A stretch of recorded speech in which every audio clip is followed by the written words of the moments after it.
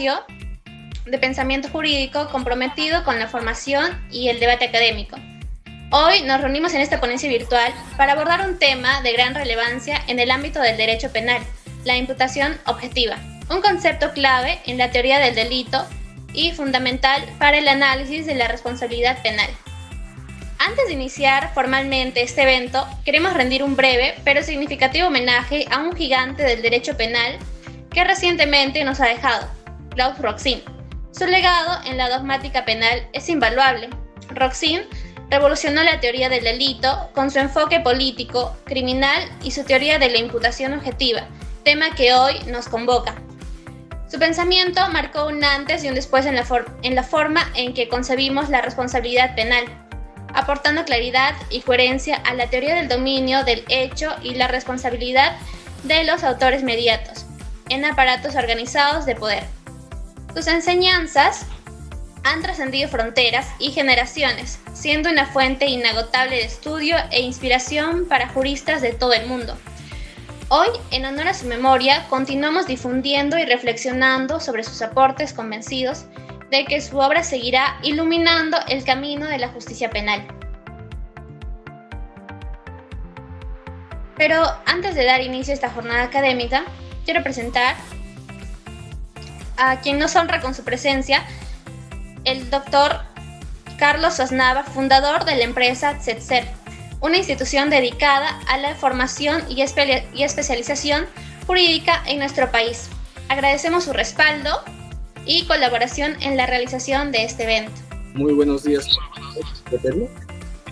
Tenga un cordial saludo de la empresa del Centro de Desarrollo Servicio Profesional, CEPSER.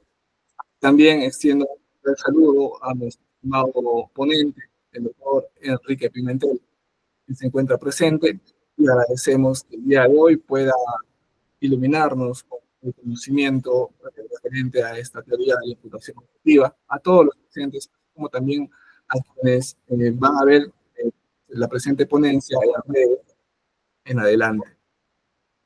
Doctor Enrique, muy claramente le reitero mis saludos, así como también agradezco a Disney, también a Juan, quienes son nuestros colaboradores y son estudiosos por parte del Círculo de Estudios Hexágono. Muchas gracias. Espero que la ponencia hoy, así como el aprendizaje para cada uno de nosotros, sea muy próspero. ¿Qué tal? ¿Cómo estás, Carlos? Como somos pocos, voy a demorarme saludando a cada uno de ustedes porque también agradezco mucho su presencia. ¿Qué tal, Britney, Juan, Daniel, Teodomiro, Erika, Eufrasio y Leslie? Para mí es un agrado y yo creo que debo agradecerles a ustedes por permitirme esta clase el día de hoy. Estoy aquí en Madrid haciendo el máster, así que aquí es tarde. Entiendo que para ustedes en Perú son las 10 de la mañana, pero de todos modos somos pocos, pero somos, y estoy muy agradecido con su presencia, así que creo que podemos debatirlo. En realidad esto puede ser un gran conversatorio si somos los que somos, a diferencia de grandes auditorios en los que normalmente se suele escuchar al ponente, que creo que no sería la idea del día de hoy, porque además la honra que yo brinde sobre el profesor Klaus Roxin, profesor emérito de la Universidad de München en Alemania, es una pérdida posiblemente del más grande penalista en los últimos tiempos, que ha traído de todos modos una teoría que ha revolucionado básicamente el término del finalismo para entrar a un funcionalismo teleológico. Y junto con él, su compañero Günter Jacobs, que es de la Universidad de Bonn, pero digamos, aquí en Europa, de propia mano se lo digo, que Roxin ha sido muchísimo, muchísimo valorado por su gran aporte. Como dijo Brini, el tema de los aparatos organizados de poder, las autorías y las participaciones. Y la idea era básicamente que Roxin hacía una teoría tan simple y tan sencilla de entender que buscaba la intuición de la justicia. Eso era lo curioso en Roxin. Entonces, toda su teoría del delito, a pesar de que hay algunas cosas que son posiblemente debatidas y quizá no seguidas por mí en todo su sentido, terminan siendo o terminan llegando a una base de lógica de justicia. Porque esta es la justicia, debe ser de este modo, ¿no? Y eso lo vemos cuando explica a él, por ejemplo, temas de provisión de regreso, principio de confianza. ¿Qué más podríamos decirle a Claudio Roxin? Es la muerte del más grande en los últimos tiempos. De no solo el habla alemán, evidentemente, pero también hablaba en temas, hablaba español, inglés, sino habló de toda la ciencia penal en su máximo punto. Entonces hay que el día de hoy honrarlo y en nuestras carreras también. Espero que algún día nazca un nuevo Roxin, un nuevo Gunter Jacobs que sigue en vida, pero digamos ya los grandes están empezando a volverse leyendas, por así decirlo. Voy a compartir la pantalla, me dicen si se ve, por favor, les voy a agradecer bastante. Y si mientras va compartiéndose la pantalla, quiero darles la noticia, o por lo menos que no es la posibilidad, no podría ser. Si ustedes tienen alguna duda o algún comentario, lo que sea, somos poquitos, de verdad, lo que sea. Por favor, hablemos, discutamos. Es más, vamos a ver casitos y me gustaría que cada uno de ustedes también me pueda ayudar. Porque de todos modos, la imputación objetiva no solo es un tema teórico, debería ser un tema también práctico y tiene su fundamentación. En las universidades, lamentablemente, se explica la imputación objetiva, pero desde un lado práctico, o sea, tienes que hacer esto, esto, esto, esto, pero no nos suelen dar los fundamentos de la imputación objetiva, ni tampoco muchas veces entendemos por qué debería aplicarse en un determinado caso la imputación objetiva. Entonces, todo esto en realidad tiene un vértice bastante común. Chicos, chicas, doctores o doctoras, si me permiten decirles, o incluso por su nombre, todo tiene una explicación. Y lo bonito de la imputación objetiva es que básicamente nosotros, bueno, voy a tratar de esforzarme para que pueda dejarme entender en el sentido de que la imputación objetiva no solo es es un tema meramente aplicativo en teoría del delito y quien se saca 20 hace la mejor imputación objetiva. No, la imputación objetiva en la vida real termina muchas veces determinando la libertad de una persona a efectos de atribución de responsabilidad penal desde el factor objetivo. Entonces, vamos a trabajar por lo menos en esta clase 6 puntos, 6 puntitos nada más. Al final de la clase, si ustedes quieren tener esta diapositiva, me la pueden pedir o se la puedo pasar, también se la pueden pedir a Carlos, me parece que él ya lo tiene porque se lo he pasado. Vamos a introducirnos primero en qué es la imputación objetiva, ¿no? Pero para hablar de la imputación objetiva necesitamos básicamente saber dónde está ubicada la imputación objetiva en la teoría del delito. Muchas veces se habla de imputación objetiva, imputación subjetiva, causas de justificación, lo que sea, lo que sea, lo que sea, pero poco se dice dónde se analiza. Ese es un gran problema, porque al final la teoría del delito termina siendo una ruta metodológica, pero como la teoría del delito es una ruta metodológica, tenemos que ir por orden, tenemos que ir por partes. Entonces, bueno, yo les pregunto a ustedes, y teniendo el PPT afuera, a ver si podemos en todo caso empezar ya a conversar, me gustaría escucharlos, si ustedes me dan la posibilidad, claro. ¿Dónde consideran o dónde se ubica la imputación objetiva? En la teoría del delito, en los elementos del delito. Como lo ven en la imagen, quizá a ver si alguno de ustedes me puede dar su opinión, o incluso hay teorías nuevas que ya no hablan de una teoría bipartita, ni tripartita, ni tetrapartita, ni pentapartita, incluso hablan del injusto unificado, una cosa un poco más contemporánea, pero a efectos un poco más moderno, tradicional, creo que podríamos tocar estos 2 puntos nada más. Entonces, a ver si alguno de ustedes me dice dónde está la imputación objetiva y qué cosa podría entender por imputación objetiva. No hay respuesta mala. Sigue siendo una teoría. ¿Alguno de ustedes quisiera ayudarme? ¿Qué podrían entender por imputación objetiva? ¿Dónde está ubicada? ¿Mm?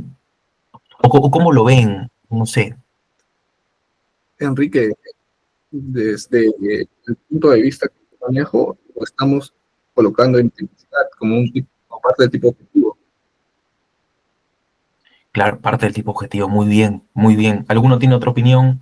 ¿O alguna tiene otra opinión? Y bueno, parece que no, igual vamos a ir discutiéndolo. Y muy bien, como dijo Carlos, al final la imputación objetiva termina siendo parte del tipo objetivo. Pero esta respuesta termina siendo parcialmente correcta porque la otra parte incorrecta, por así decirlo, o dudosa, se termina centrando en el tipo de teoría del delito que vamos a utilizar. Por eso yo les decía desde ya al inicio, la teoría que nosotros utilicemos va a depender mucho de la ubicación de la imputación objetiva. En el Perú hay dos, por lo menos, grandes teorías que rigen los elementos del delito en todo caso, ¿no? Los elementos del delito. La teoría tripartita y la teoría bipartita. Y hay otra corriente que habla de una teoría tetrapartita, o sea, 4 elementos, y una teoría pentapartita, o sea, 5 elementos. Bueno, lo que sea, al final la imputación objetiva va a ubicarse de acuerdo a la teoría que nosotros sigamos. En la teoría tripartita está ya por dicho que, bueno, el delito es una conducta típica, antijurídica y culpable. Mientras que en la teoría bipartita, el delito es una conducta antijurídica e imputable personalmente. Pregunta, ¿dónde está la tipicidad en la bipartita?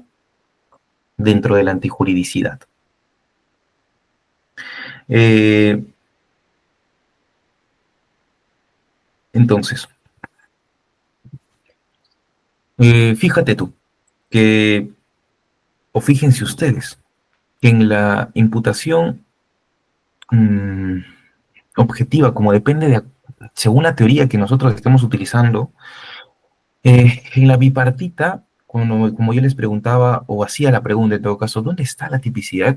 Oye, la tipicidad está dentro de la antijuridicidad, porque para los que entendemos que la teoría bipartita es por lo menos la teoría más sostenible, decimos que toda conducta que está en el Código Penal, por así decirlo, toda conducta antijurídica es típica, o por el contrario, ¿no? Toda conducta típica debe ser antijurídica. Y bueno, claro, si algo está en el Código Penal es porque es antijurídico. En cambio, los que entienden la teoría tripartita te dicen, no, la tipicidad es independiente de la antijuridicidad.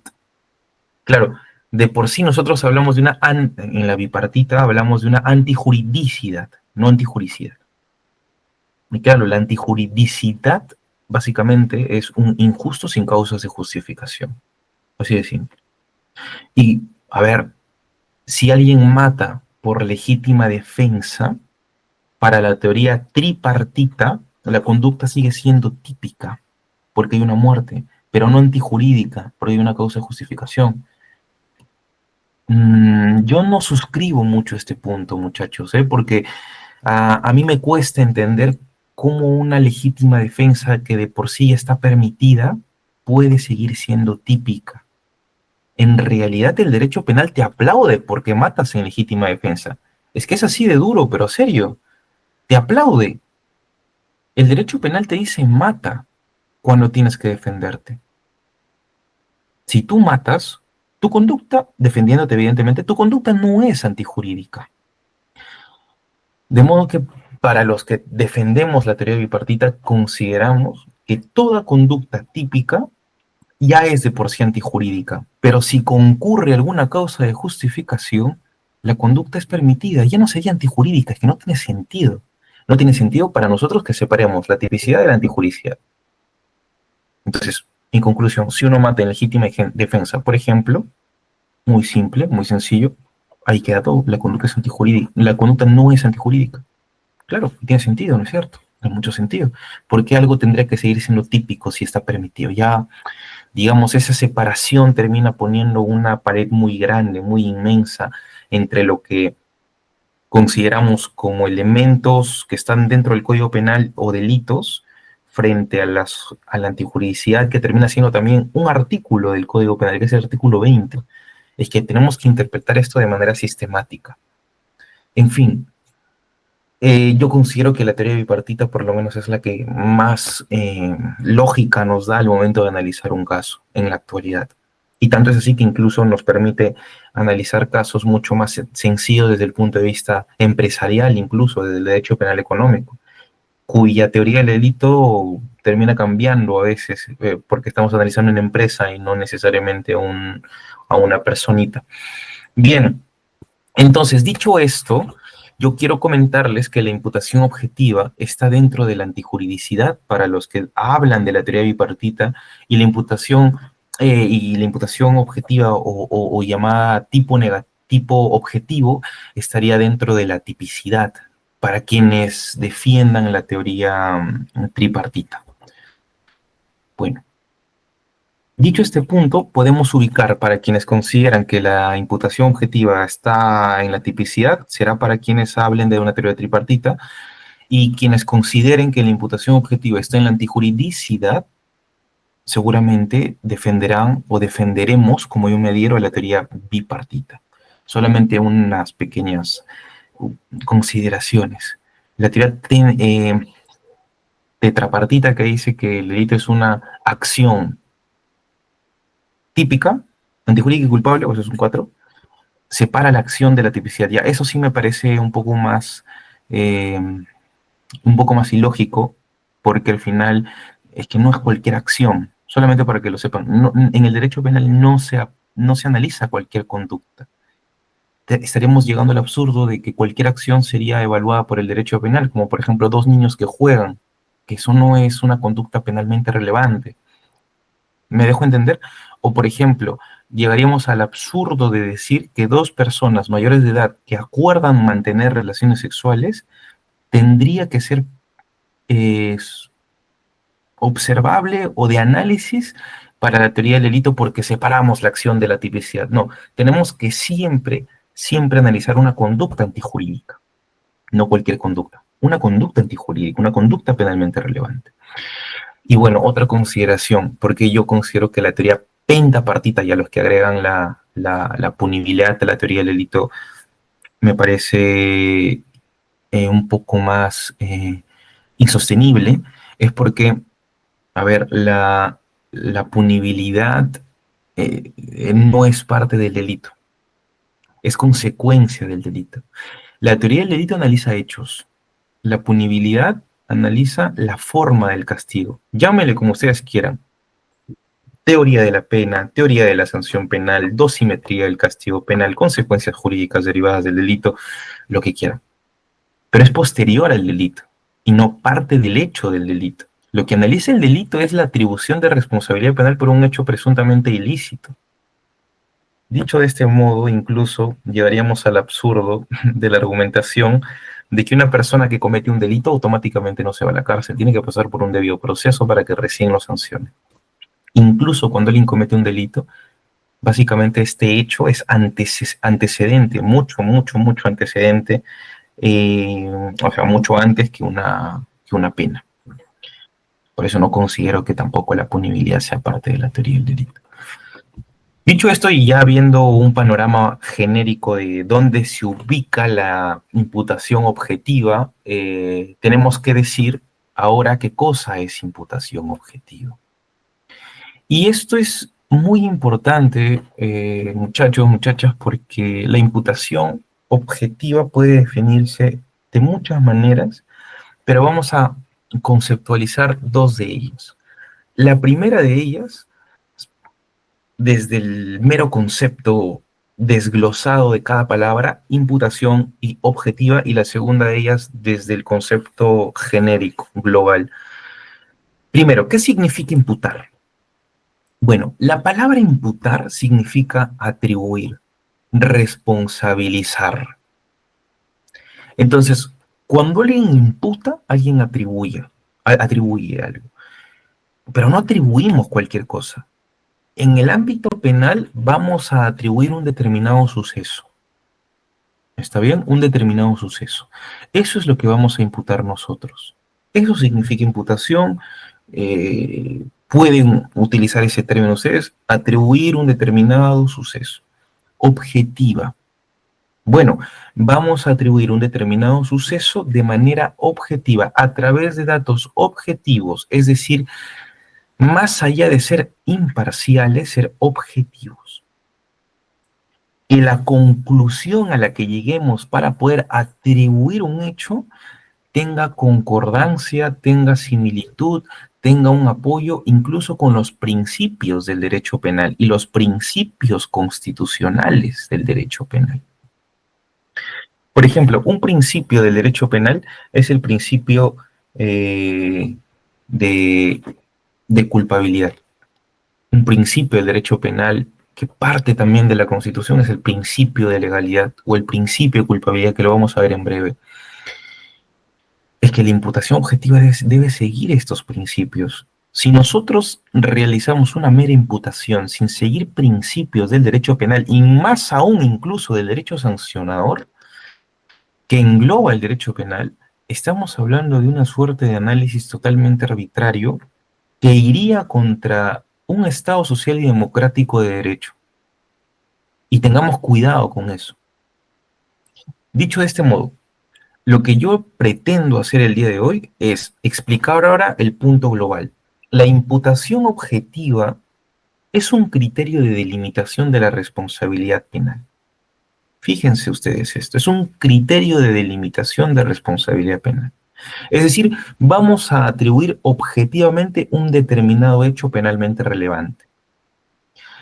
Una vez que atribuyamos este hecho penalmente relevante, tenemos que hacerlo bajo términos objetivos. No nos basta la mera causalidad. Eso es lo que quiero y por lo menos voy a tratar de que se entienda en toda esta sesión del día de hoy. No basta con la mera causalidad para imputar un determinado hecho a efectos penales. Pues es necesario que la acción se genere siempre a través de factores penalmente relevantes. Y aquí quiero hacerles alguna consulta. Miren, a ver, ¿qué pasa si un hijo envía a su padre en avión cada semana? Fíjense ustedes este hecho. Todas las semanas lo envía por avión porque tiene la fe de que ese avión se caiga y ese hijo pueda recibir toda la fortuna del padre. Un día, cuando el hijo manda por avión de viaje a su padre, lamentablemente el avión cae. Pregunta, ¿podría imputarse la muerte del padre a este hijo que causalmente lo llevaba cada semana de viaje? ¿Sí o no? ¿Ustedes qué consideran?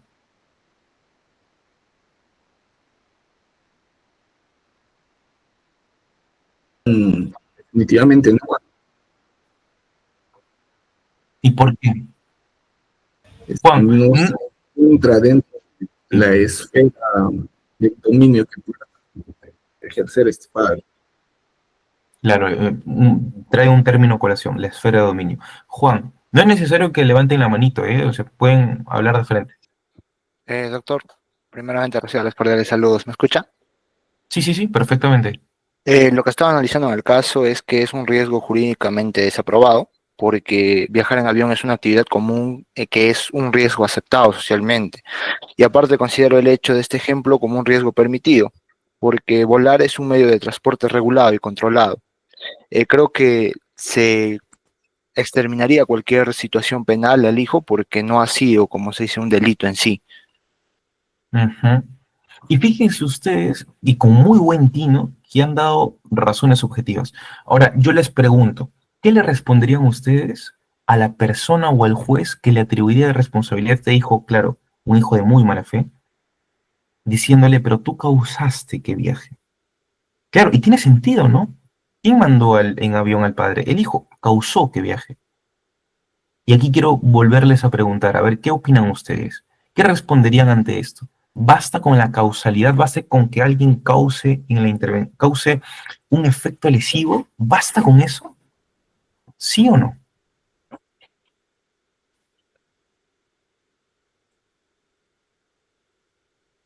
Quizá Teodomiro o Angie, o no lo sé, basta con que alguien cause, o fíjense, cause los factores naturales. El hijo causó de algún modo la muerte del padre, sí, la causó mandándolo en avión. ¿Qué le responderían, o qué responderían ustedes contra este argumento? Doctor, ¿me escucha? Claro, claro. Doctor, no se puede imputar penalmente la muerte del padre al hijo, ya que la mera esperanza de que ocurra un accidente no se constituye una conducta que genere un riesgo jurídicamente desaprobado. Aunque sí moralmente repudiable, desde el derecho penal no existe una responsabilidad. Otra cosa hubiera sido si el hijo saboteaba el avión o contrataba a alguien para que lo hiciera. Entonces ahí sí habría imputación objetiva y responsabilidad penal. Muy bien. Exacto. Ese argumento de que el hijo pudo haber causado, sí, la muerte del padre, efectos naturalísticos, porque lo mandó, pero no tenía en su ámbito de responsabilidad algún tipo de intervención mayor, porque estamos hablando de un riesgo permitido, a colación lo que dijo Juan, dentro de un mecanismo de transporte, que es un avión, hace que la mera causalidad no sea suficiente. Es por esa razón que la importancia de la imputación objetiva en la teoría del delito, de algún modo es una lucha, es una respuesta contra la escuela causalista y la escuela finalista dentro del funcionalismo, que aunque no lo crean, se sancionaba así. Los argumentos eran, había un nexo causal, basta para poder responsabilizar penalmente a alguien. La escuela kantiana, por ejemplo. Y fíjense ustedes que la imputación objetiva determina por lo menos, o es importante por lo menos en tres aspectos generales. Dicen más, pero en general es tres, por lo que yo considero.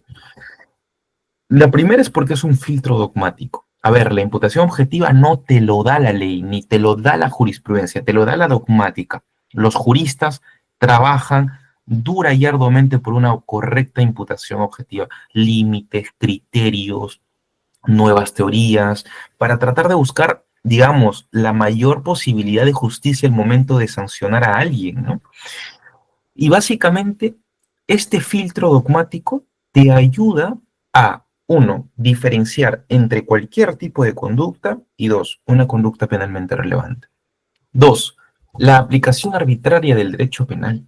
Es muy importante, pero muy importante, que nosotros sepamos que la imputación objetiva no solo es un filtro, sino evita arbitrariedades, evita que el jus puniendi del Estado sea un jus puniendi ilimitado, como amo y señor de lo que pudiese hacer con cualquier tipo de persona. Bueno, esto no es así. Y además, también diferencia la mera causalidad del hecho con factores más objetivos. Y esto lo vamos a ver más adelante.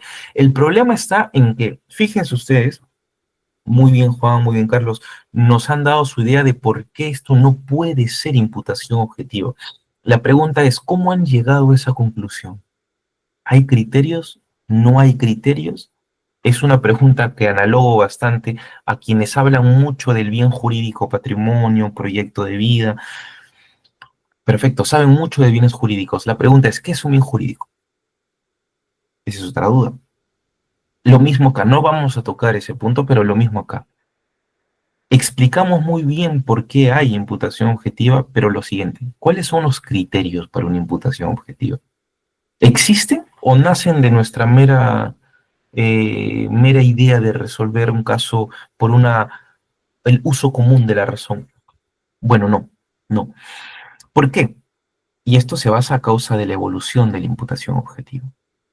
Primero, en cuanto a los antecedentes históricos, tradicionalmente la causalidad era parte pura y dura de la responsabilidad penal. O sea, el factor naturalístico hacía que la responsabilidad de un sujeto, porque existía un nexo causal, ya sea responsable penalmente. Y esto se basa, bueno, no solamente en los factores causalistas, sino también la escuela finalista. Y la escuela finalista siempre te decía, uno es responsable de un delito porque tenía la finalidad de cometerlo. Ya Francesco Carrara, en el año, antes de que fallezca en 1888, si mal no recuerdo, decía en sus libros, Alguien es responsable de un delito porque se esforzaba por cometer el resultado, ¿no? Uf, qué fuerte, ¿no? Pero eso no tiene nada de factores objetivos, ¿no? Como objetivamente tú demuestras que alguien se esforzaba por realizar un ilícito penal. Bien, ya en el siglo XIX, se les hablo de los años 1800, la escuela clásica, como yo les comentaba, del kantismo, del causalismo, básicamente indicaba que la mera causalidad de un delito que generaba bueno, de una conducta en todo caso, que generaba un resultado, bastaba para imputar a alguien. Bueno, estaba von List, estaba Feuerbach, y claro, se puede comprender porque de algún modo en esas épocas muy, muy, muy antiguas, se trataba de buscar un derecho penal justo. Y claro, en la búsqueda de un derecho penal justo, la evolución va modificando y mejorando las teorías hasta el día de hoy. Entonces, para ellos, el mero factor naturalístico, el mero factor causal, bastaba para imputar penalmente a un sujeto y meterlo a la cárcel. Ya después, en el siglo XX, o sea, en los años 1900, y antes de los 2000, evidentemente, como estamos ahora, Hans Belzel, profesor alemán también, es uno de los últimos finalistas muy respetables, decía, a ver, no basta con que se cause la acción, sino también hay que buscar la finalidad de la conducta. Y claro, esto terminaba siendo muy peligroso porque se buscaba un poco más el término de la imputación subjetiva, bajo intenciones, bajo voluntades, y ahora yo creo que muy mal se explica o se trata de aplicar el dolo como intención o como voluntad o incluso como conocimiento y voluntad. Pero en fin, es que eso tiene sentido porque al final la historia en la época finalista buscaba y trataba de aplicar esos criterios que el día de hoy ya son impensables. Al día de hoy el dolo se entiende como la imputación del conocimiento a efectos de una gran doctrina mayoritaria autorizada, pero aún van a encontrar seguramente algunos profesores o algunas jurisprudencias o cuya motivación tiene, se, se probó la intención del sujeto. ¿Cómo se prueba la intención del sujeto? Me parece un poco descomunal hacer eso. Pero en fin, entonces, esta escuela kantiana en los años 1800, luego la escuela finalista en los años 1900, hizo que nosotros nos cuestionemos y nos preguntemos si realmente la mera causación del hecho y también la finalidad del hecho, que no termina probándose, es suficiente para imputar penalmente a alguien. Y recuérdense, esta pregunta es importante. ¿Por qué es suficiente para imputar penalmente a alguien? No por un tema teórico, doctores, no por un tema teórico, sino porque imputar penalmente a alguien involucra meterlo a un proceso penal y eventualmente quizás sancionarlo privándole de lo más importante que tiene el ser humano al día de hoy. Y al día de hoy, lo más importante que tiene el ser humano a efectos constitucionales, a efectos de un Estado social y democrático de derecho, además de la dignidad, es la libertad. Lo que nos hace humanos, más allá del mero físico, es la libertad que tenemos, nuestro libre albedrío por decidir y controlar nuestras conductas. Y la imputación objetiva sanciona estos hechos que objetivamente se han generado porque alguien ha sido libre de realizarlo. Entonces, volviendo a la historia, esta imputación objetiva, que tenía problemas ya desde los años 1800 y más problemas desde los 1900 y hasta el día de hoy, se ha tratado de responder a través de una nueva idea, el funcionalismo. Y por eso surgen estos dos grandes enfoques, el funcionalismo de Klaus Roxin y el funcionalismo de Gunther Jakob. Y a lo que decía nuestra compañera momentos atrás, olvidé el nombre, no sé si era Angie, me parece que sí era Angie, y si me equivoco, mil disculpas. Eh, el funcionalismo valorativo de Claude Roxin trajo a colación muchísimo, pero muchísimo aporte al derecho penal. De modo que estamos hablando de una destrucción de dos escuelas anteriores, pero una destrucción dogmática fuerte, porque, a ver, que tú cambies una escuela que por años ha sancionado a gente por la mera causalidad y luego por años ha sancionado a la gente porque tenían la finalidad de cometerlo, a ver, destrozar esas dos escuelas con una nueva idea no solo es difícil, ya yo diría que es hasta heroico, pero es que tiene sentido, porque Claude Roxin dijo, es que no basta la mera causalidad, ni tampoco es suficiente ver la finalidad del sujeto para que cometa un delito y sancionarlo penalmente. Además de eso, es necesario que veamos realmente la idea de lo que protege el derecho penal. ¿Qué es lo que protege el derecho penal en la realidad? ¿O qué es lo que sanciona en todo caso? Dicho de otra forma, o preguntándonos de otro modo, ¿el derecho penal debe sancionar meras causalidades? Y siguiente pregunta, ¿el derecho penal debe castigar finalidades? Bueno, esta pregunta se la hace Claude Roxin en su libro del año, que se publica el año 1996 y saca una nueva escuela o propone una nueva escuela funcionalista, el funcionalismo valorativo o el funcionalismo teleológico, diciendo el derecho penal protege bienes jurídicos. Y lo que sanciona el derecho penal al proteger los bienes jurídicos es o pones en riesgo el bien jurídico o lesionas el bien jurídico.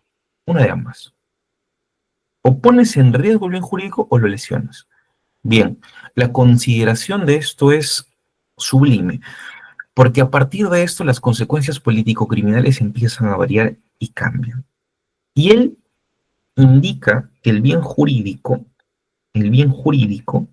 curiosamente no lo indica en su libro de 1996, lo indica porque su gran contendiente y crítico Gunther Jacobs le dice, oye, tú hablas de protecciones de bien jurídico, pero no me explicas qué cosa es un bien jurídico. Así como muchos de nuestros abogados muy reputados hablan bastante de bienes jurídicos, pero no explican qué es un bien jurídico. Y es porque a veces creemos que tenemos ideas preconcebidas, pero en realidad siempre hay que buscar los conceptos iniciales. Y básicamente el bien jurídico, según Claude Roxin, tiene un libro que saca en respuesta a esto. Curiosamente le responde a Jacobs con un libro entero que es Teoría del Bien Jurídico. Y él dice que el bien jurídico es una realidad, un fin que permite que la sociedad viva en armonía para que se garanticen los derechos humanos y derechos fundamentales y el fin estatal del bienestar público. Fíjense que él no habla de que el bien jurídico es un derecho, ¿no? El bien jurídico no es un derecho, va más allá. Es una suerte de institución incluso, pero bien. Claude Roxin indica justamente de esto, que la protección del bien jurídico tiene mucho que ver con esta valoración social. Y esto ya lo decía Juan cuando explicaba de por qué viajar en un avión es parte de un riesgo permitido. Claro, es parte de un riesgo permitido, como bien decía Juan, porque parte de la valoración social. Y además de eso, el derecho penal no debe castigar la mera relación causal, sino las que generen en todo caso un riesgo jurídicamente relevante. Y esto introduciendo tres conceptos. Primero, la creación de un riesgo jurídicamente desaprobado es la forma en la que alguien puede imputar a otra persona objetivamente un hecho penalmente relevante. Y en contraposición a ello, veremos el principio de confianza y el principio de prohibición de regreso. Claro, si es que no hay necesidad de imputar a esto, porque justamente el principio de confianza y el principio de previsión de regreso han sido creados como límites a la imputación objetiva. ¿Por qué? Porque a través del análisis subjetivo, cuando hablamos de principio de confianza y principio de previsión de regreso, existen hechos en los que una persona puede causar un delito, claro, pero basándose en la confianza o basándose en una conducta neutra, esta causación del hecho, este nexo causal, es insignificante para el derecho penal. Y por otro lado, el riesgo permitido. En pocas palabras, para CloudRoxin hay dos formas de poder imputar objetivamente un hecho criminal. El primero de ellos es la creación de un riesgo prohibido o la creación de un riesgo jurídicamente desaprobado, como lo llaman en la doctrina. Y la segunda, el aumento del riesgo permitido. A ver, con esto último vamos a ir primero. El aumento del riesgo permitido tiene su fundamentación en que cuando alguien aumenta un riesgo, o sea, aumenta alguna normativa que ya de por sí está regulada, la aumenta, el derecho penal no te sanciona porque aumentes el riesgo permitido. Para Roxin, el derecho penal te sanciona porque al aumentar este riesgo permitido, muy probablemente siendo negligente, generaste un resultado penalmente relevante. Por eso. O creaste un riesgo penalmente relevante. Y aquí vamos a poner un ejemplo. Y es el típico ejemplo de los médicos, ¿no? Si un médico realiza una cirugía riesgosa, pero lo hace con el consentimiento del paciente para poder curarlo y sanarlo, pero lamentablemente el médico falla, claro, este fallo se le puede imputar objetivamente al médico si es que su paciente muere. Y esto bajo la fundamentación de que una cirugía es parte de un riesgo permitido, pero al dejar, imagínense ustedes, una gasa o al fallar en su intervención, matando al paciente y generándole la muerte, aumentas este riesgo permitido. ¿Y qué haces? Algo peor, creas un resultado lesivo. Bien. Y por su lado, Gunther Jacobs, que tampoco hay que quitarle credibilidad, trae otra idea del funcionalismo, pero ya no un funcionalismo teleológico o valorativo, sino un funcionalismo sistémico o normativo. Y Gunther Jacobs te da una idea también muy coherente. Él te dice, nosotros vivimos no en una sociedad de riesgos, nosotros vivimos en una sociedad de roles y una función de protección de orden social. Y justamente este orden social es mucho más importante que la protección de bienes jurídicos. Es curioso, porque él antepone el orden de la sociedad frente a los bienes jurídicos. ¿Pero por qué? Porque lo importante no está en vulnerar un bien jurídico, sino lo importante está en violar la norma penal vigente establecida. Y esto también es bien curioso porque al final, violando la norma penalmente establecida, no solamente violas el orden social que el derecho penal debe proteger, sino también violas tu rol en la sociedad. Y este es el típico caso de un empresario que instala un producto defectuoso en el mercado. Entonces, claro, la responsabilidad de ese producto defectuoso no solo impacta en el daño que causa, sino que también incumple su rol de garantía con la seguridad de los consumidores. Por tanto, para Gunther Jacobs estamos hablando de vulneraciones a deberes de garante. Lo que hace Gunther Jacobs es más curioso y un poco más complejo de entender, pero si se capta muy bien, tiene mucho sentido. Porque para Jacobs existen dos tipos de personas en el mundo del derecho penal. Las personas que tienen deberes de garante positivos y deberes de garante negativos. Los deberes de garante positivos son aquellos deberes de garante de protección del bien jurídico, como por ejemplo los padres. Y los deberes de garante negativos son aquellos deberes de garante de control de fuentes de peligro, como por ejemplo el empresario que tiene un deber de controlar que lo que sale de su producción no le haga daño a los demás. Bueno, en fin, doctores, doctoras, ustedes son libres de escoger el tipo de funcionalismo que quieran. Los dos son reputados, pero si queremos darle un poquito más de crédito a una idea más lógica, a una idea un poco más intuitiva, podemos hablar de CloudRoxin. Me gusta un poco más la idea de Gunther Jacobs hasta cierto punto y otras ideas de CloudRoxin hasta cierto punto. Algunas cosas las he mezclado, sí, pero es que me parecen muy buenas ambas, en algunos aspectos, claro, una mejor que la otra en cierto punto. Y la imputación objetiva, doctores, doctoras, es importante, no solamente efectos penales, sino más importante aún efectos constitucionales. Ustedes no lo pueden olvidar. El penalista que habla solo de derecho penal sin constitución no está preparado al 100%. En realidad el penalista debería saber todas las ramas, pero obligatoriamente constitución.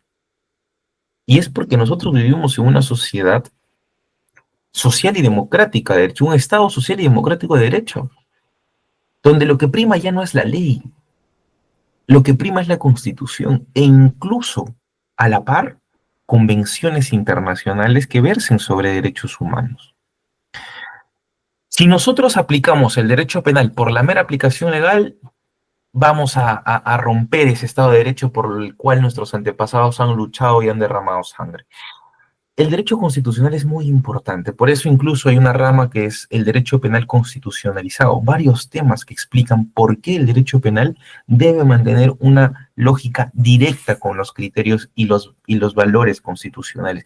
Y uno de esos es que justamente la imputación objetiva tiene un fundamento constitucional en los principios del derecho penal. Uno de ellos es el principio de legalidad.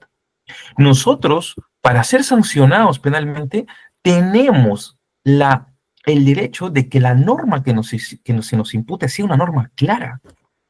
Si nosotros somos sancionados frente a una norma que ni siquiera es clara, ¿cómo podríamos subsumir el hecho al tipo penal? ¿Cómo podríamos hacer una imputación objetiva? Que no podría ser posible. Además, el principio de proporcionalidad. No toda acción riesgosa es penalmente relevante. Tendremos que evaluar valorativamente cuál es la proporción del daño. Y esto basta, bueno, no basta, en todo caso, se une a través del principio de proporcionalidad. Por eso les decía desde un inicio, no toda conducta es penalmente relevante.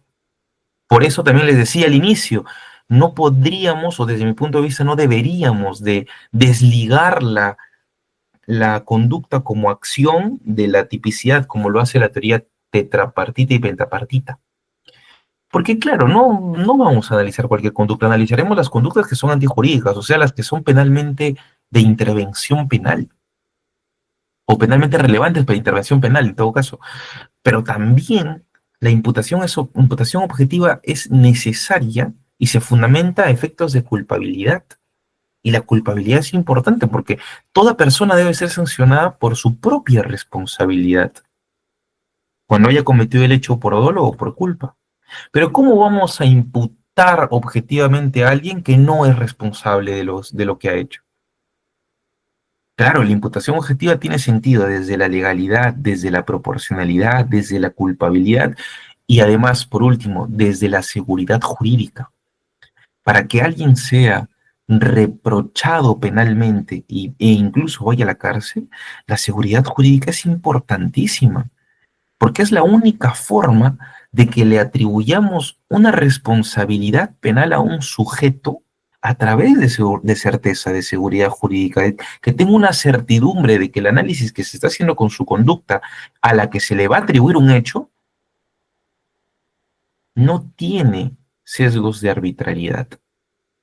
Eh, a ver, les voy a poner un ejemplo. Miren, y si me gustaría ver si me pueden ayudar.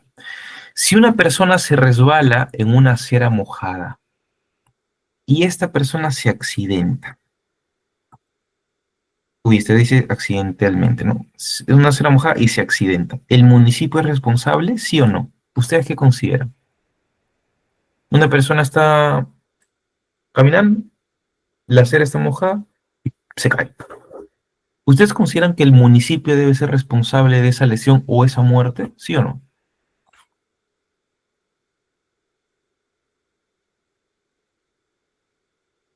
¿Qué dicen, doctores, doctoras?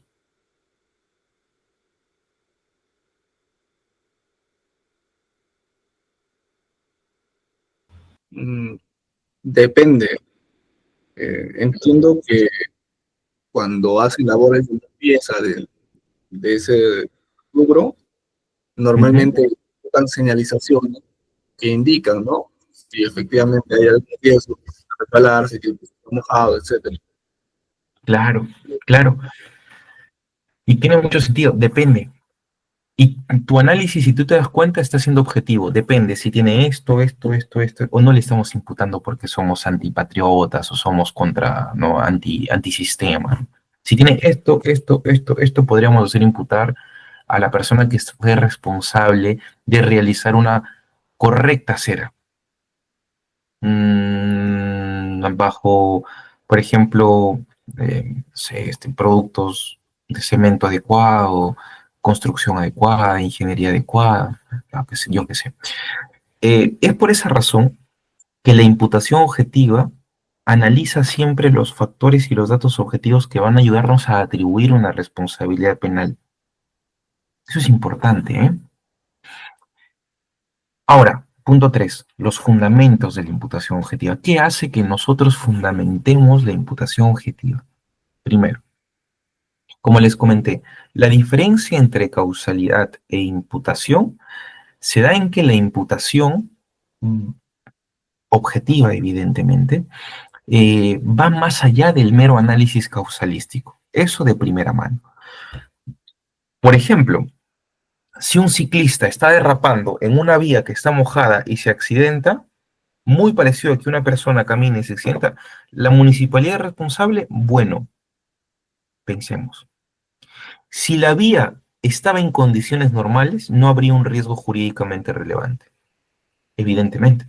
Pero si la municipalidad dejó un bache peligroso sin señalizar, podría sí haber responsabilidad objetiva de parte del funcionario público. Fíjense ustedes que ni siquiera tuvo una condición de actuar, de intervenir, omitió un deber de garante por su propia condición de funcionario.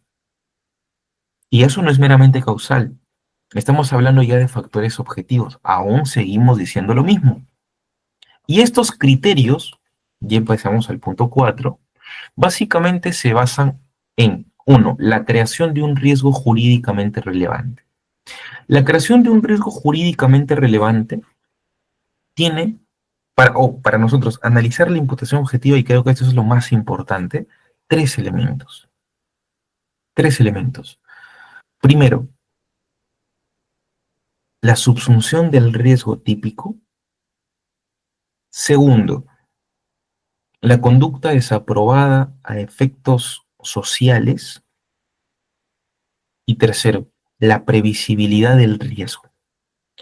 Desde mi punto de vista, estos 3 puntos son los criterios de la imputación objetiva. Si cumple con estos 3 criterios, estos 3 puntos, desde mi punto de vista hay una correcta imputación objetiva. De nuevo, que el hecho se subsuma al tipo penal. Digamos que ese es el mero tema causalístico, que se subsuma al tipo penal, que es importante. Segundo, que ese hecho tenga una conducta socialmente reprochada a efectos sociales. Pero claro, como se subsume en el tipo penal, estaremos diciendo que ese reproche no es un mero reproche social que tenga que ver con la moral, sino tiene que ver con un efecto penal. Y tercero, previsibilidad del riesgo. Que al sujeto le sea previsible que está causando un riesgo al bien jurídico protegido o incluso una lesión, un resultado del bien jurídico protegido. Este es el típico caso del electricista que instala cables de mala calidad en un hospital y luego provoca un incendio. Claro que habría imputación objetiva en este caso. ¿Por qué? Primero, riesgo típico. ¿Podría esto aplicarse como un delito como mínimo de homicidio simple? Sí. ¿Hay conducta de matar? Veamos. ¿Pero hay una muerte? ¿Hay muerte? Sí. Evaluemos la conducta de matar. ¿Poner cables de mala calidad en un hospital es una conducta de matar? A priori diríamos que no. Sin embargo, por la situación del hecho, veamos si a efectos sociales esa conducta sí puede ser reprochada penalmente. Bueno, estás en un hospital, pones cables de mala calidad y además tu condición de electricista te dice que eso puede generar un incendio. Desde mi punto de vista, sí, es una conducta reprochada socialmente para efectos penales. Y además, previsibilidad del riesgo. Eres electricista. Claro que te era previsible que un cable de mala calidad o varios cables de mala calidad en el hospital provoquen un incendio. Claro. Fíjense ustedes que por esos datos que les estoy nombrando en este pequeño casito, concurren por lo menos los 3 elementos que yo considero que son necesarios para la imputación objetiva, que hacen posible una atribución del hecho de manera objetiva. Ahora, claro, eso hablando del riesgo jurídicamente relevante, pero también del riesgo permitido, porque en el riesgo permitido estamos hablando de conductas que están permitidas, pero por aumentarlas de manera o imprudente o deliberada, generan un resultado lesivo a efectos penales. Por ejemplo, si bien en un inicio la conducta socialmente se aceptaba, ya después por su aumento, su exageración, lo abrupto que hace aumentarse, pone en riesgo un bien jurídico penalmente relevante. Este es el caso, como yo les comentaba, del paciente y el cirujano. Claro, un cirujano que opera a un paciente conoce del riesgo que le puede generar este paciente. Y peor aún, si este cirujano le dejase algo dentro del cuerpo al paciente, claro, estás aumentando el riesgo permanente. Y peor aún, si este paciente muere por algo que se le ha dejado dentro, con mayor razón habrá una imputación al cirujano. Concurrirían también el riesgo típico, la conducta desaprobada y la previsibilidad del riesgo. Los 3 también. Bueno, el principio de confianza, el ámbito de responsabilidad de la propia víctima y la provisión de regreso son básicamente límites a la imputación objetiva. En primer lugar, el principio de confianza establece que cada persona tiene derecho a confiar en lo que los demás hagan sin que esto le genere un daño. Bien, esto es básicamente más sencillo porque a pesar de que puede haber una causalidad, tú por confiar racionalmente y a través de criterios que la doctrina ya ha desarrollado, a pesar de que tengas un vínculo netamente causal con el hecho, no podrás ser responsable penalmente porque a efectos de imputación objetiva no tendría sentido que te sancionen por ese hecho. Y este es el típico caso también en la rama médica, en la rama clínica, en el que un cirujano confía en otro médico, un anestesista. Confía en que este anestesista administre correctamente un medicamento, pero el paciente muere. Claro, la muerte de ese paciente no podrá ser llevada a efectos del cirujano, como acá estoy mostrando, sino será a efectos del anestesista, porque el cirujano confiaba en lo que hacía el anestesista. Bueno, y una confianza evidentemente racional. Tampoco habrá imputación objetiva cuando hay un ámbito de responsabilidad de la propia víctima. Este punto yo soy bastante crítico con Roxin porque personalmente pienso que el ámbito de responsabilidad de la propia víctima no debería ingresar dentro de los límites de imputación objetiva, sino debería ingresar, y como se hace, en otro aspecto, que es las causas de justificación. Pero bueno, Roxin indica que no puede haber imputación objetiva cuando la víctima, o bueno, ni siquiera debería llamarse víctima, ¿no? Porque, a ver, ¿cómo puede llamarse víctima alguien que acepta voluntariamente un riesgo? Debería ser llamado en todo caso una persona que recibe el daño. Efecto, no importa. Se indica que la víctima acepta voluntariamente un riesgo o contribuye con su propio daño. Claro, para Roxin es, a ver, si tú aceptas hacerte daño, el derecho penal, ¿quién es para ir contra el daño que tú aceptaste contra ti? ¿No? Pues es el típico caso de los deportes extremos, como el boxeador que recibe un golpe en el ring y sufre una lesión grave en la cabeza. No sé si conocen el caso de Pritchard Colón. Él era un gran boxeador y tenía un gran futuro, pero por un golpe muy fuerte lo dejaron fuera de del boxeo muy mal, a efectos efectos de la salud muy significatora. Ya no podía moverse. Pero claro, o sea, a ver, aquí el boxeador tiene una autorresponsabilidad porque se somete a que lo golpeen. Ahora, si no, no hay que tener dudas de que no todo golpe, sino estaremos hablando de golpes que estén dentro del riesgo valorado de un boxeo, ¿no? Evidentemente, si a ti te noquean y estás reducido en el piso y te siguen golpeando, eso ya no será boxeo. Entonces, no hay que confundir la imputación objetiva con algunas situaciones de exceso. Y la prohibición de... Carlos, ¿tienes una duda, me parece? Sí, efectivamente, Enrique, quería consultarte en todo caso. Suele ocurrir que muchas veces, cuando un ejemplo, ¿no? La víctima está cruzando la carretera, ¿no? El semáforo está en verde para los carros y esta, a pesar de que el semáforo está en verde para los carros, decide cruzar, ¿no? Y justo viene un conductor a excesiva velocidad, que tampoco tiene licencia de conducir, ni los documentos en regla, y pues lo termina atropellando, ¿no? Y lo mata, muere. En todo caso, ahí podríamos aplicar la imputación a la víctima o No. estaríamos en la cualidad de poder imputarle al conductor la responsabilidad de la muerte. Sí, lo segundo, en tu caso lo segundo, porque tú podrías decir, oye, pero estoy dentro de los límites permitidos, no está en verde, estoy dentro del riesgo permitido. Claro, tu riesgo permitido está en cruzar y avanzar el verde, si eres el conductor, pero el riesgo permitido se limita hasta que pises a alguien, ¿no? O sea, el riesgo permitido involucra muchos hechos. Por ejemplo, en tu caso, ¿no? Por lo que has dicho, entiendo que viene una persona, cruza cuando la luz está en verde para los carros, viene un carro y lo atropella. A ver, si el carro está dentro del límite permitido, pero lo pisa, y a través de las pericias se puede prever que la distancia era una distancia en la que racionalmente el conductor podía ver que estaba cruzando una persona que, claro, es imprudente, pero aún así avanza, es que él no podría decir, no, riesgo permitido.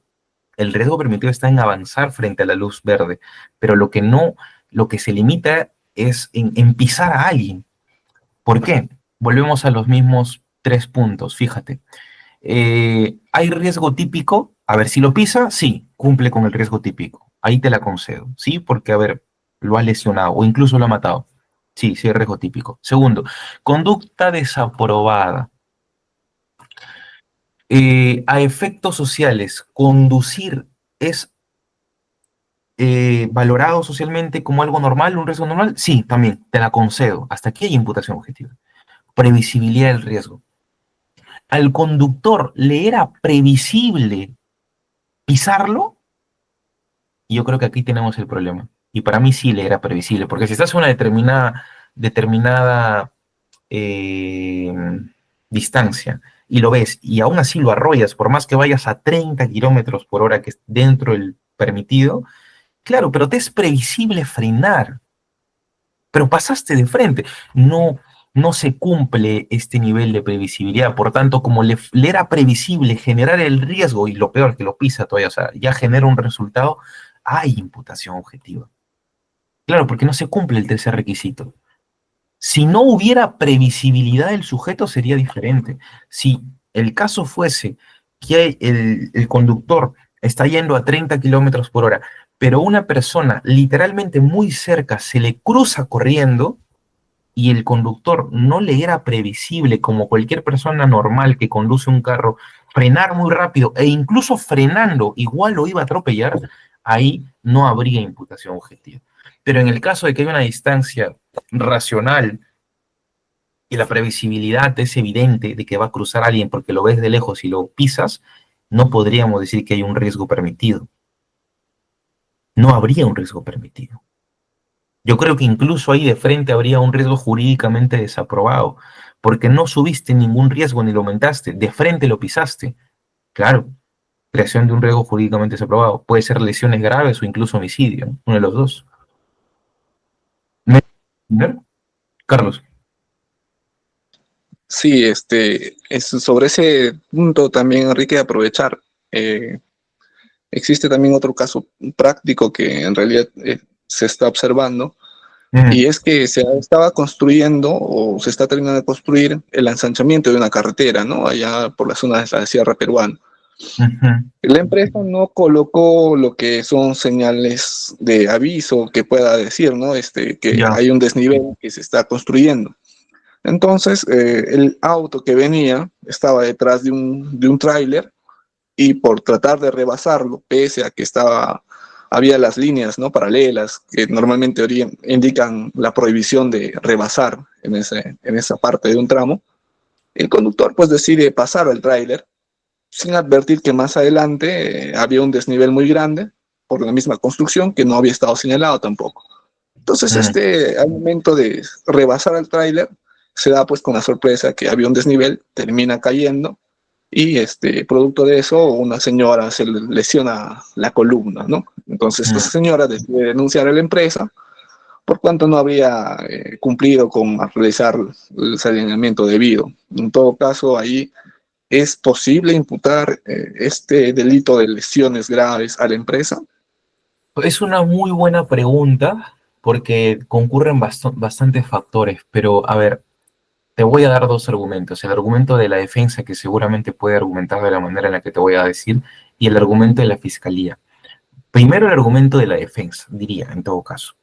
Bueno, mejor de la fiscalía, ¿no? De la fiscalía diría, claro que se le puede imputar objetivamente porque a efectos objetivos la empresa no cumplió con sus deberes de salvamento y seguridad. Evidentemente, una empresa que tiene una construcción debe poner señalizaciones. Ahí sí existe absolutamente y sin ninguna duda una infracción. La pregunta es, ¿esta infracción puede llegar a la intervención penal o basta con una infracción administrativa de no poner señalizaciones? Fíjate, ¿por qué? Porque si el suceso es que hay un carro, imagínate, y el lugar donde ellas se caen es una curva, pregúntate tú si esa curva en la que está cruzando este coche, o sea, puede incluso hasta posiblemente llegar a ser un auto puesto en peligro de la propia víctima, o sea, el que conduce. Porque, a ver, si estás en una curva, no vas a pasar un tráiler, ¿no? Menos, ¿no? Tendrás que pasarlo cuando tú determines en todo caso que estás en una carretera lineal. Eso nos dicen los factores de la lógica, ¿no? Porque si pasas a alguien en una curva, o te chocas o te accidentas. Y lo que diría en todo caso justamente la fiscalía sería eso, ¿no? O sea, no hay deberes de señalización y él se confió, incluso, bueno, sí. Lo que te diría la defensa de la empresa posiblemente sea lo último que te he dicho. No, que hubo un autopuesto en peligro de la víctima. Claro, si bien no había señalizaciones, objetivamente una persona que pasa por la carretera con un carro y quiere cruzar un tráiler, como tú dices, no lo hace pues en una esquina, lo hace asegurándose de que, uno, no hay nadie adelante y dos, en una línea recta para pasar. Y además, la empresa podría decir, de mí dependía la señalización, pero en ningún caso dependía que haya un hueco en la carretera que muy probablemente dependa del Estado, ¿no? Puede ser, pero es que la imputación objetiva justamente está en eso, en dar factores objetivos para o imputar responsabilidad a alguien o quitarle la atribución de responsabilidad a alguien. Carlos. Gracias, Enrique. Igual mi duda es, no te entendí bien, ¿el carro cruza en una esquina o cruza era una zona, una carretera lineal? La carretera era lineal, solamente que no pudo observar el desnivel porque había un tráiler que estaba delante, ¿no? Y el desnivel sí había sido provocado por la empresa dentro de sus trabajos de ensanchamiento. Claro, si fue provocado con la estaba prohibido pasarle al tráiler, teniendo en consideración las líneas, ¿no? Hay, dentro del reglamento de tránsito hay una parte que cuando menciona que hay doble línea, no se debe pasar. Exacto. Sí, bajo esa lógica hay argumentos para los dos. Primero, a ver, ese hueco, claro, es que fíjate tú, es que fíjate tú, Carlos, que cruzar una línea tampoco automáticamente hace que uno diga, ah, no, autopuesta en peligro de la prueba de víctima.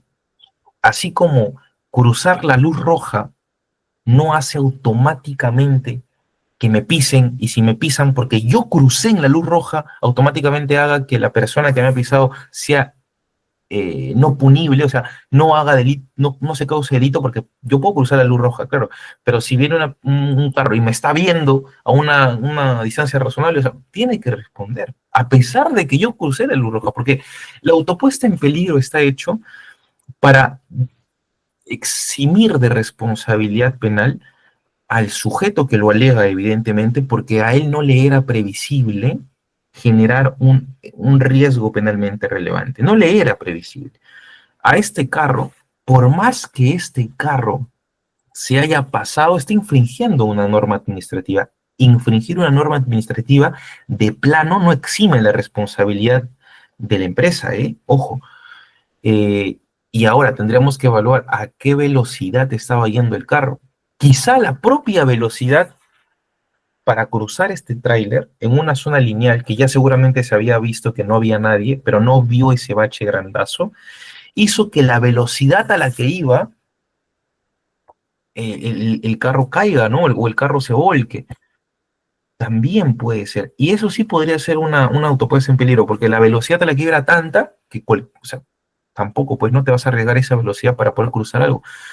O si iba en todo caso a una velocidad razonable dentro de lo permitido y ese hueco era tan grande que cualquier carro se hubiese caído de esa magnitud, claro, ahí sí sería responsable objetivamente la empresa, ¿no? Pero fíjate que son valoraciones diferentes de acuerdo a situaciones distintas. Pero de por sí, y Carlos, para darte la palabra,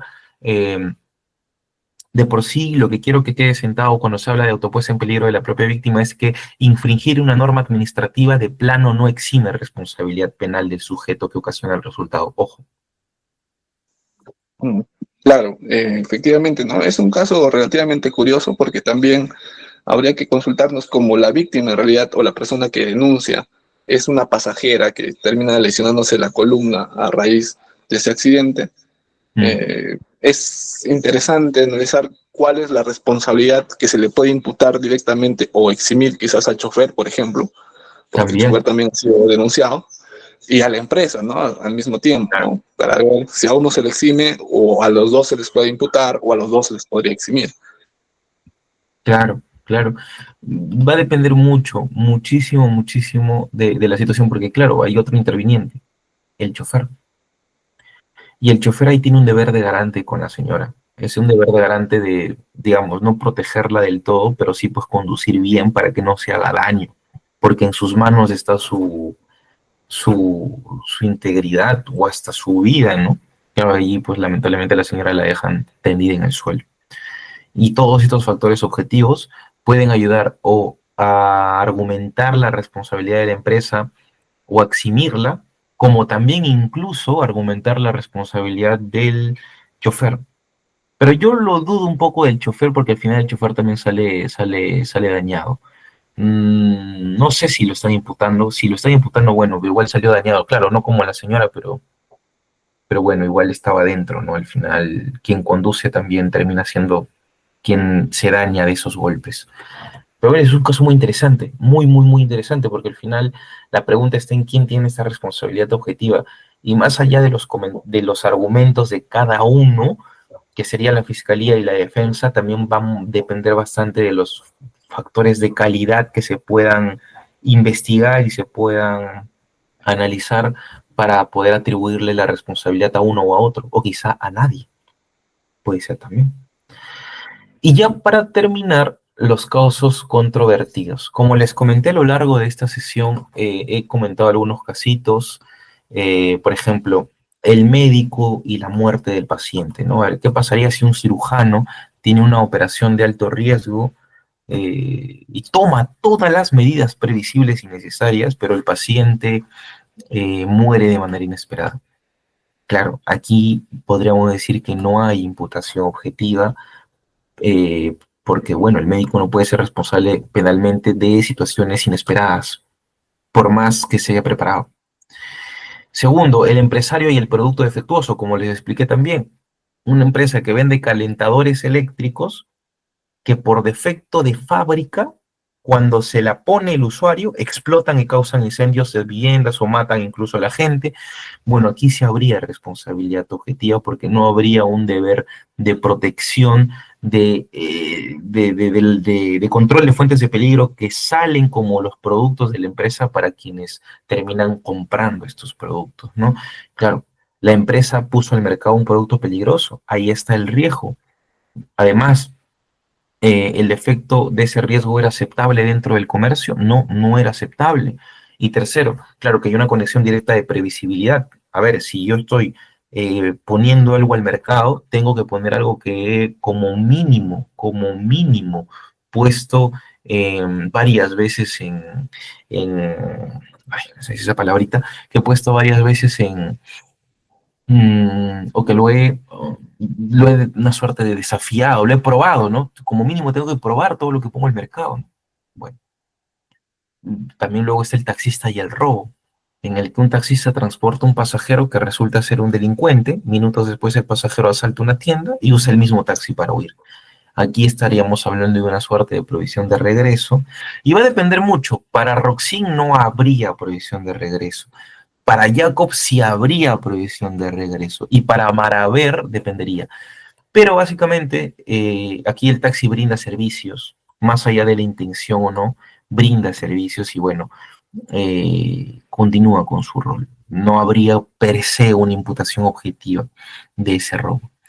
Ya el penúltimo casito, que puede ser, por ejemplo, el espectador en un incendio. Si una persona observa cómo un incendio en una casa vecina se genera, pero no llama a los bomberos, claro, aquí estaríamos hablando de un delito de omisión, ¿no es cierto? Una omisión de socorro, que está en el artículo 127, si no me equivoco. Claro, hay imputación, de algún modo, no una imputación objetiva por haber creado el incendio, pero sí por no haber socorrido a la persona llamando a la autoridad, que es diferente.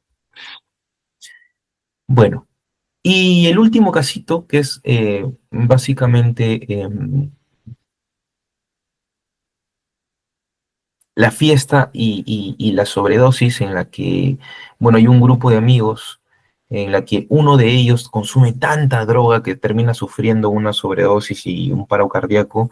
Claro, aquí podríamos decir que no habría como tal una imputación objetiva para sus amigos, hasta cierto punto, porque al final quien se droga es uno mismo, ¿no? Podríamos estar hablando incluso de una autopuesta en peligro de la propia víctima.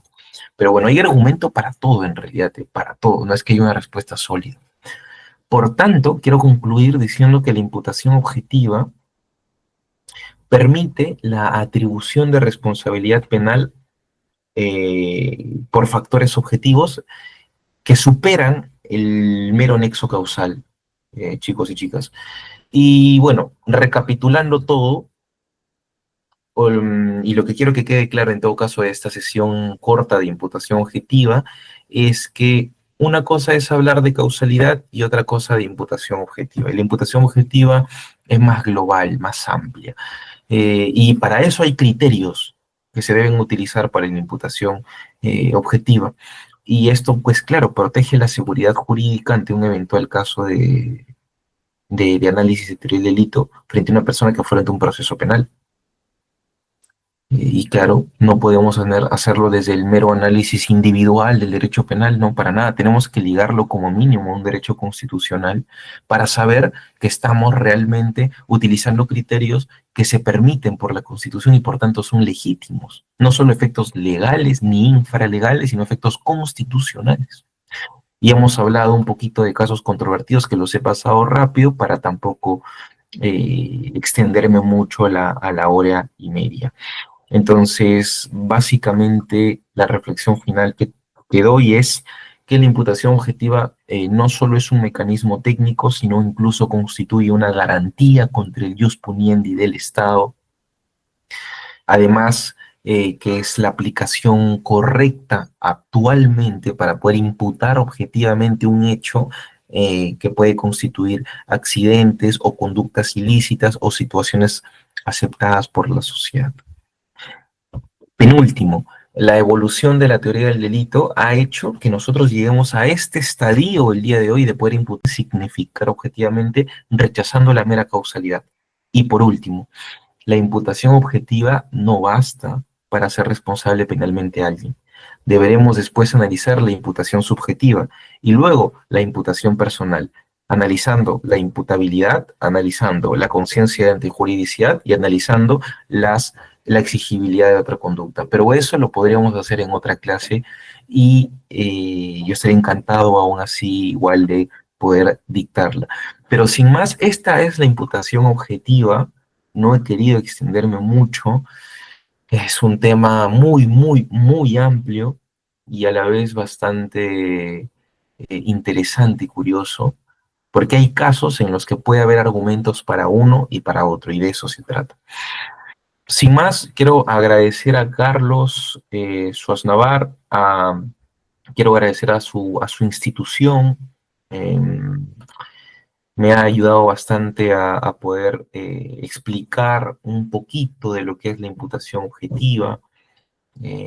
Espero que yo me haya dejado de entender. Claro, eso que es un tema muy teórico, pero si se integra el conocimiento para poder aplicarlo a realización de casos, estoy segurísimo, segurísimo de que se va a aplicar una justicia por lo menos con una seguridad jurídica, una certeza jurídica, certidumbre jurídica correcta. Sin más, me despido de ustedes agradeciéndoles a todos y a todas. Y si tienen alguna duda, antes de, en todo caso, cerrar la sesión, yo quedaría eternamente agradecido si es que pudiese responderlas. Y si no, de nuevo reitero mis eternos agradecimientos y un fuerte abrazo a todos ustedes. Bien, le agradecemos, doctor Enrique. Bien, hemos escuchado una exposición magistral que nos ha permitido comprender con mayor profundidad la teoría de la imputación objetiva y su impacto en el derecho penal. Ahora abrimos el espacio para las preguntas del público y les pedimos que sean breves y precisos para aprovechar el máximo de la sabiduría del doctor Enrique Pimentel. Entonces, procedan con las preguntas.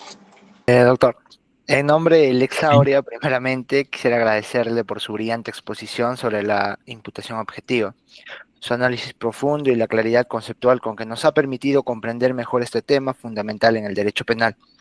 Yo me baso a dos criterios importantes y tengo dos interrogantes que son precisos.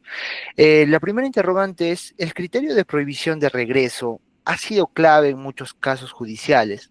¿Cree usted que hay situaciones donde debería flexibilizarse para evitar injusticias?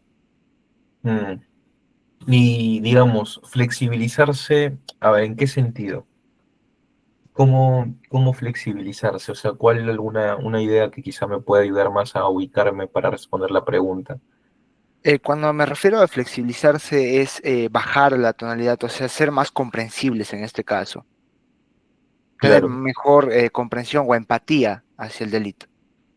O sea, básicamente, como por ejemplo, cuando alguien actúa de acuerdo a su rol, basta con su rol, más allá de que conozca o no que conozca, basta con que cumpla su rol, su actividad, para que no haya intervención penal. Más o menos así, ¿va por ahí? Exacto, exacto, exacto. Claro. Mira, yo creo que no. Yo creo que no. Yo creo que es que flexibilizar ciertas conductas, o en todo caso flexibilizar en ciertos criterios, de algún modo desnaturalizaría desde mi punto de vista criterios que por teoría deberían de aplicarse. Pero claro, el problema es qué teoría de prohibición de regreso utilizamos. Si nosotros nos vamos al Código Penal, no existe la palabra prohibición de regreso, pero lo que podemos hacer es identificar una prohibición de regreso como una suerte de actuar conforme a derecho, porque estás actuando tu rol. Ahora, como digo, la pregunta es, ¿qué teoría utilizamos? ¿La teoría de Jacobs, la teoría de Roxin u otras teorías? Muy simple, ¿no? La teoría de Jacobs te dice que basta con el mero rol. En todo caso, iría más o menos por tu lógica. Basta el mero rol para que uno pueda ser responsable penalmente. O sea, si tú eres un vendedor de cuchillos, el típico caso, y vendes un cuchillo a una persona que termina asestando 5 puñaladas con ese cuchillo comprado a su esposa, Jacobs diría, no, no habría ningún tipo de imputación, no, muy flexible porque basta con eso.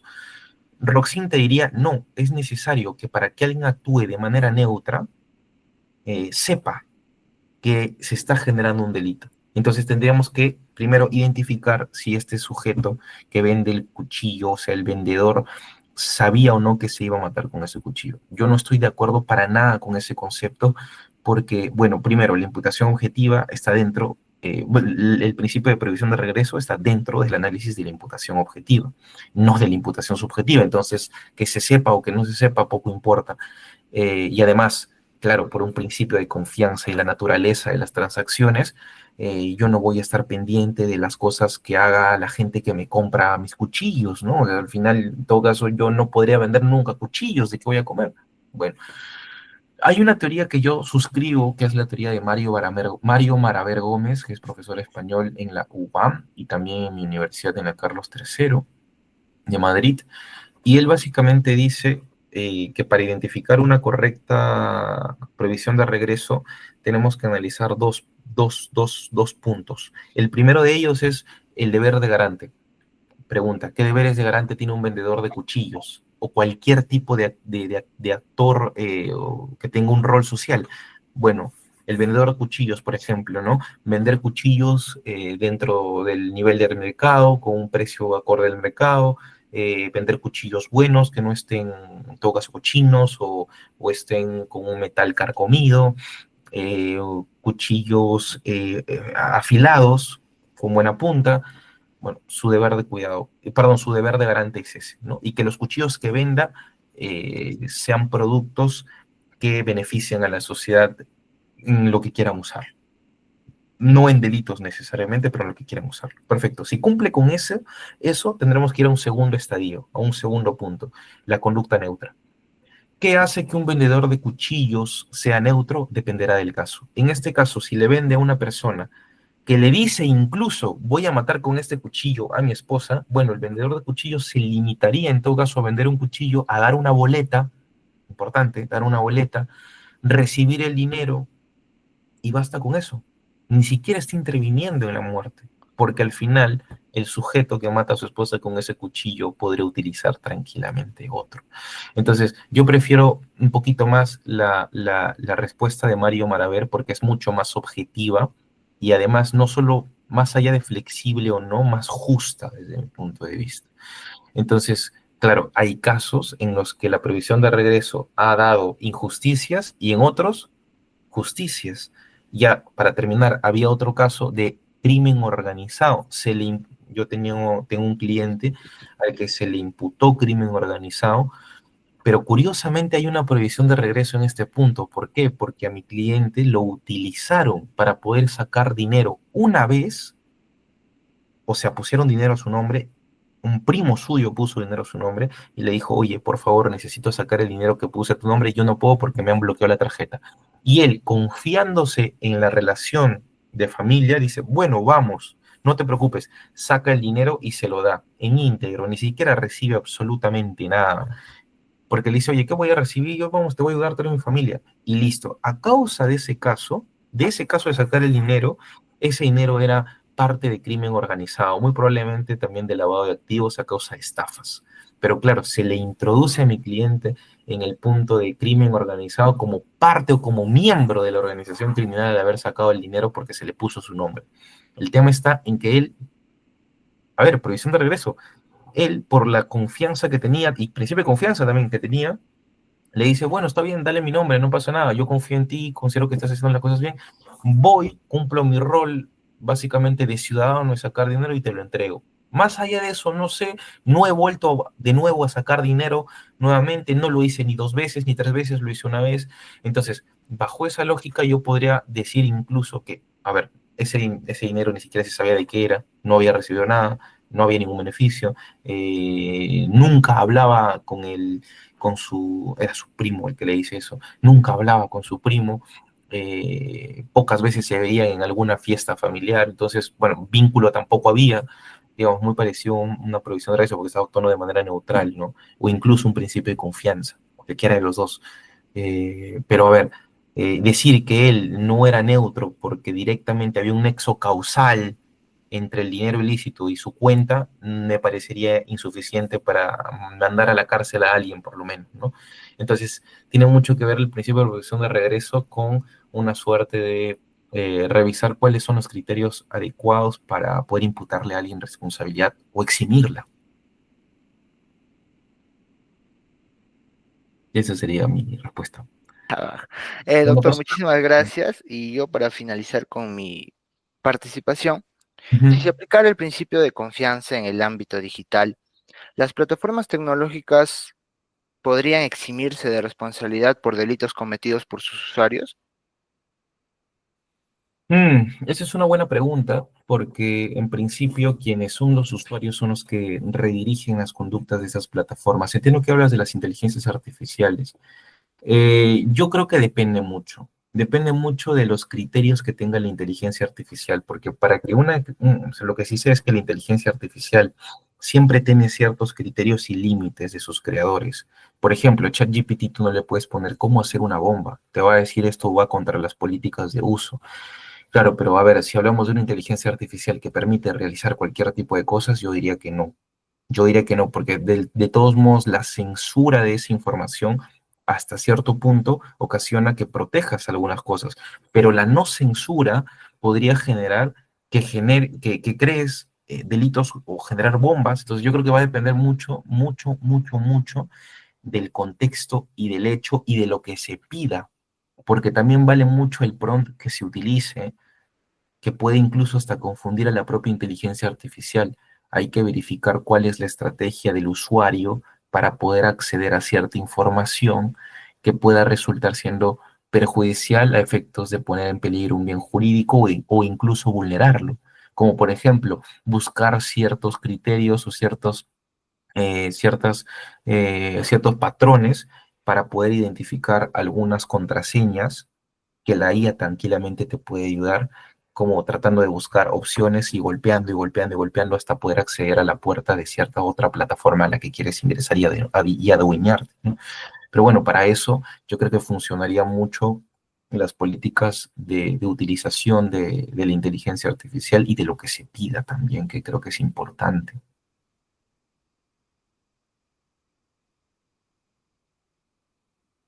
Carlos.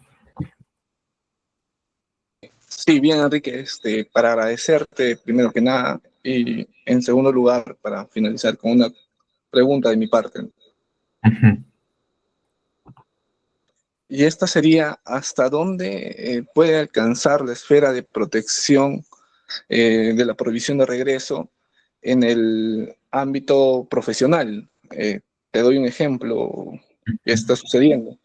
Hay un colega que efectivamente ha estado asesorando lo que vienen a ser el tema de saneamiento de terrenos y propiedades, pero como este terreno ha sido producto de una invasión y que presuntamente habría habido coacción, etcétera, entonces se ha investigado, se ha aperturado una investigación por lo que viene a ser organización criminal. Y en Ujú. ese sentido, al colega abogado lo están procesando como brazo jurídico de la Ujú. organización criminal, ¿no? Ujú. Entonces, si bien podía haber tenido algún tipo de conocimiento sobre la problemática para el saneamiento legal de este terreno, entonces habría que preguntarnos, ¿no? ¿Hasta dónde puede alcanzar esta esfera de protección? O es que efectivamente se le podría imputar, ¿no?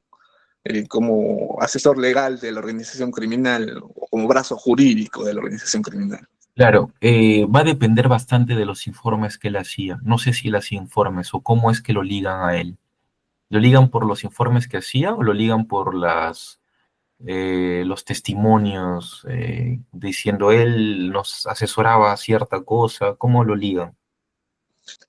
Claro, tanto por los documentos que él ha presentado para tratar de sanear y así como también, ¿no? Los testimoniales. Claro, y en los testimoniales que dicen, él nos decía que teníamos que hacer esto, esto, esto, sí, sabía, nos dijo Ah, incluso de forma exacto, tal ilegal. cual, ¿no? Claro, nosotros le comentábamos que teníamos problemas porque supuestamente estábamos invadiendo, usurpando, haciendo tráfico de terreno, y él nos mencionaba de que tendríamos que hacer esto para poder deslindarnos de la responsabilidad, y tendríamos que hacer esto para poder sanear la propiedad. Ujú. Mira, aquí hay dos análisis. El primero, el deber de garante, en previsión de regreso, siempre el deber de garante. ¿Qué deberes de garante tiene el abogado? ¿Positivos o negativos? Si son sus clientes, tiene deberes de garante positivos. Es decir, un abogado, ¿qué deberes tiene? Primero, un abogado tiene deberes em, en consultas, cuando es consultor, deontológicos, deberes clarísimos deontológicos. ¿Qué significa eso? Son deberes morales que tiene un profesional. El primero de ellos es, si voy a asesorar, voy a asesorar de manera diligente, prudente, sin llegar al límite del delito. Es más, eh, cuando hay, bueno, esto no lo tiene tanto el abogado penalista, porque, pero puede ser, fíjate cómo puede ser, pero en tu caso, este tipo de consideraciones, de asesorías que dé, no deben lindar lo ilícito. Si esas asesorías partían de una base jurídica, Carlos, o sea, a pesar de que no me importa si sabe o no que es una usurpación, lo que importa es el consejo que él da, porque él no usurpa, él da consejos, ¿no? Entonces, si esos consejos tienen base jurídica, es que de algún modo esa fundamentación jurídica termina siendo lógica y pasible de que un profesional pueda darla. Es que es así, es como un médico que sabe cuáles son los métodos abortivos, y si una persona le dice, oye, me gustaría abortar, ¿cuáles son las consecuencias? El médico, porque no se puede callar, tiene que darle las consecuencias del aborto, e incluso dentro de eso podrá decir, este es el procedimiento de aborto. Muy diferente sería que él aborte, estaría causando un delito. En tu caso, muy diferente sería que que yo como abogado doy la asesoría legal correspondiente, pero muy diferente que yo empiece a modificar documentos. Muy diferente que yo empiece a hablar con los registradores de la SUNARP. Muy diferente sería que yo empiece a falsear cierta documentación para que eso se sanee. Ah, no, ahí yo no soy neutro. Ahí yo no soy neutro, pero si doy solo consejos y dentro de mis informes legales doy soluciones legales, porque me lo faculta la ley, pues estoy actuando dentro de mi rol y estoy siendo neutro, objetivo como mínimo, objetivo con mis clientes que me pagan a mí y me piden una solución. Bajo esa lógica, y si fuese ese el hecho, yo creo que tu compañero podría salir tranquilamente libre. Pero si este joven, como te digo, va, modifica documentos, falsea datos, habla se demuestra que habla con los de registros públicos. A ver, neutro no está haciendo. Ahí como mínimo podría ser cómplice de algún delito derivado del crimen organizado y autor del crimen organizado. Claro, como su brazo legal, porque no está consultando, no está asesorando necesariamente, está metiéndose en las actividades, que es diferente. Entonces, una cosa es hablar de asesor legal como mero consultor y otra cosa es hablar de un asesor legal como un interventor, no sé sí, o alguien que interviene en las actividades ilícitas de ese grupo. Ahí sí no podría ser conducta neutra. Ok, perfecto. Muchas gracias. Ok, excelente. Y a ti. Bueno, si no hay alguna otra duda, yo me despido. Les agradezco muchísimo, les mando un fuerte abrazo. Saludos a Huánuco, espero volver en algún momento, prontito, porque me encantó su ciudad. Un fuerte abrazo a todos ustedes. Cuídense mucho.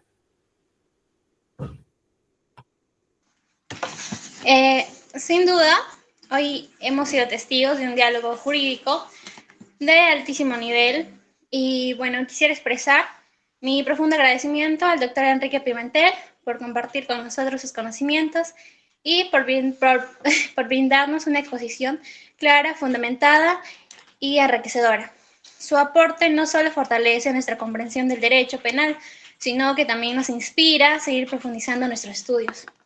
Asimismo, no puedo despedirme sin destacar a una persona cuya visión y liderazgo han hecho posible este evento y muchos otros espacios de formación jurídica. Me refiero a Juan Daniel Espinosa Mateo, un arquitecto del pensamiento jurídico, un líder que no solo impulsa debates académicos, sino que también construye puentes entre el derecho y la sociedad.